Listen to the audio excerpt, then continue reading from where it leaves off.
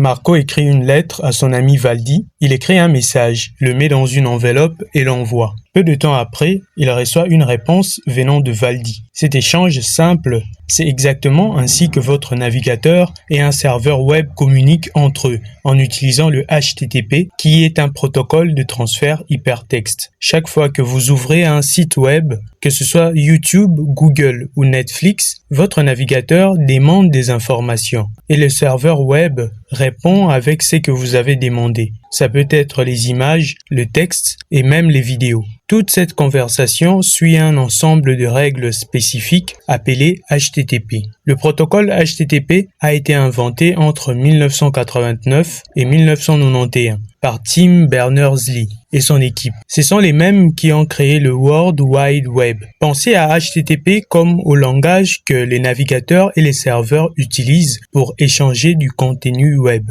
Et ce n'est pas seulement du texte. On peut trouver des fichiers HTML, des images, des feuilles de style telles que CSS, de code JavaScript. Tout passe sur le web en utilisant HTTP. Mais il y a un gros problème avec le HTTP classique. C'est comme envoyer des cartes postales. N'importe qui sur le trajet peut lire ce qui est écrit. C'est là qu'intervient le HTTPS, la version sécurisée de HTTP. Le S dans HTTPS signifie sécurisé. Mais qu'est-ce que cela signifie réellement?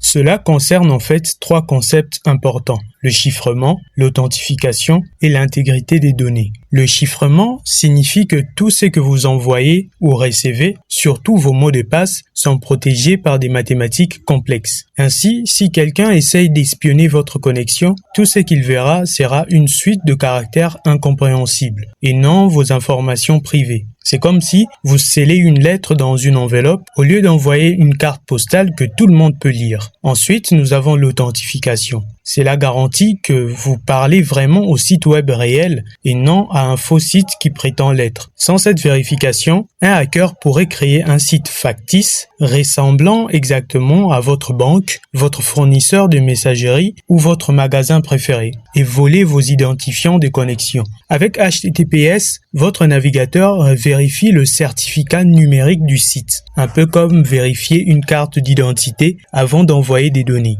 Enfin, nous avons l'intégrité des données. C'est la garantie que les informations que vous recevez d'un site web, comme un fichier téléchargé ou une page web, n'ont pas été modifiées en chemin. Si l'intégrité des données n'est pas assurée, un hacker pourrait insérer du code malveillant ou du contenu falsifié dans ce que vous recevez sans que vous le sachiez.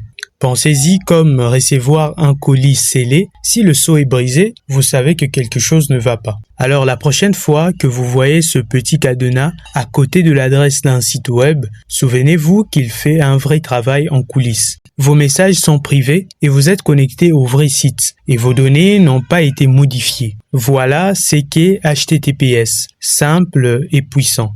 Voici à quoi ressemble un site non sécurisé. Remarquez la ligne rouge à travers le cadenas à côté de la barre d'adresse. C'est votre navigateur qui vous avertit. Et ce site n'utilise pas HTTPS. Votre connexion n'est pas sûre. Mais que se passe-t-il si quelqu'un se connecte malgré tout? Eh bien, ces identifiants peuvent être capturés par n'importe qui sur le même réseau. Pour illustrer cela, Elliot, notre hacker éthique, intercepte les identifiants de connexion de Marco lorsqu'il se connecte au site de Valdi. Pour cela, il utilise un outil appelé Wireshark. Wireshark est un puissant analyseur de réseau. Il capture et affiche tout ce qui se passe sur les réseaux en temps réel. Pensez-y comme un micro numérique pour votre trafic Internet. Pour commencer, Elliot ouvre la barre de recherche sur son ordinateur et tape Wireshark. Il clique sur l'icône et Wireshark s'ouvre. Une fois ouvert, il liste toutes les interfaces réseau disponibles sur la machine. Ce sont comme des oreilles virtuelles. Chacune écoute une partie différente de l'activité réseau de votre ordinateur. Par exemple,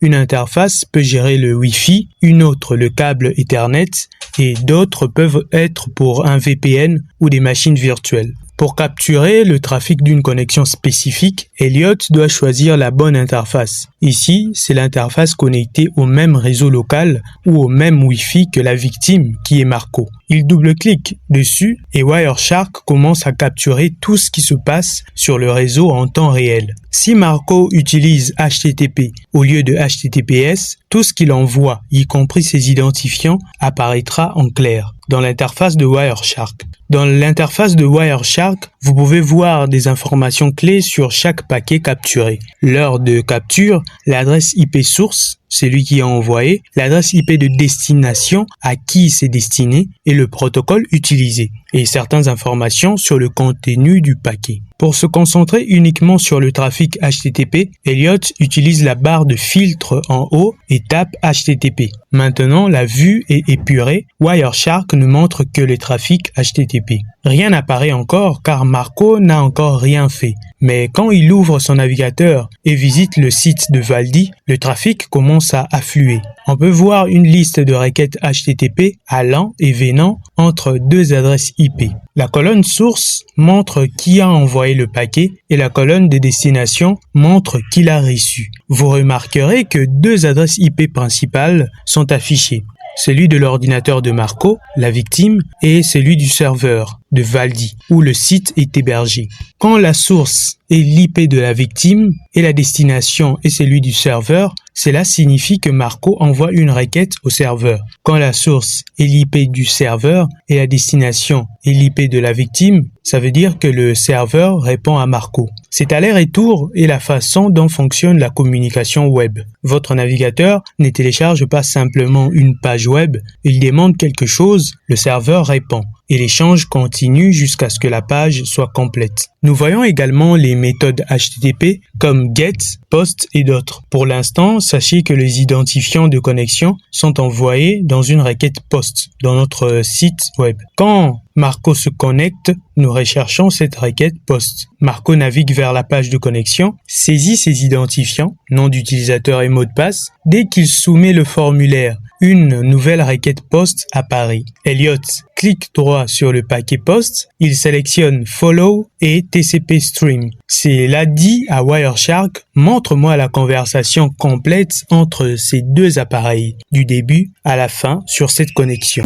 et donne à Elliot une vue claire de tout ce que le navigateur de Marco a envoyé au serveur, et vice-versa. Une nouvelle fenêtre s'ouvre appelée TCP Stream Viewer. Elle montre la requête HTTP brute exactement comme elle a été envoyée, avec les en-têtes, le corps et tout le reste. Elliot fait défiler et voici les identifiants de Marco en clair, complètement exposés à toute personne regardant le réseau. Pas de chiffrement, pas de protection, juste des données brutes circulant dans l'air. La prochaine fois que vous allez vous connecter quelque part, vérifiez toujours l'icône du cadenas. Si elle est absente ou barrée, vos données pourraient être en danger. Voilà pourquoi nous avons appris ce qu'était HTTP et HTTPS. Comment les attaquants peuvent intercepter les données non chiffrées envoyées via HTTP, pourquoi HTTPS vous protège et comment les navigateurs savent quels sites sont fiables. C'est une connaissance essentielle pour quiconque apprend le piratage web, le pentesting ou même juste le fonctionnement du web en coulisses.